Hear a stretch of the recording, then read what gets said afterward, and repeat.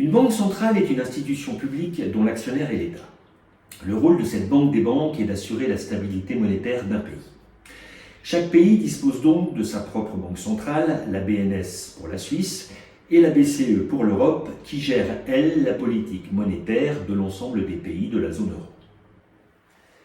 Une banque centrale a pour mission de minimiser les risques d'inflation et de déflation grâce au taux directeur qu'elle fixe et ainsi garantir la stabilité des prix et la bonne santé de l'économie du pays ou de l'ensemble des pays qui la concernent.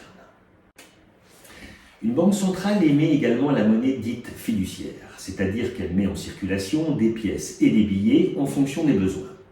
Ainsi, elle contrôle la quantité de monnaie qui circule dans le pays.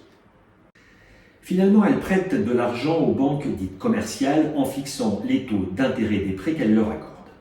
Ces dernières les répercutent ensuite sur les prêts accordés aux particuliers et aux entreprises. En résumé, si une banque centrale augmente ses taux directeurs, les banques commerciales augmentent aussi leurs taux sur les prêts qu'elles accordent. Depuis début juillet dernier, les taux des prêts hypothécaires à 10 ans sont passés rapidement d'environ 1% à 3% pour cette raison.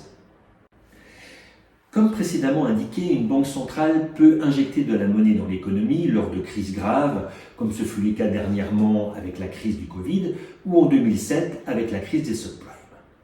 Néanmoins, elle doit respecter sa mission première, qui est de veiller à la stabilité des prix et donc du pouvoir d'achat de sa population.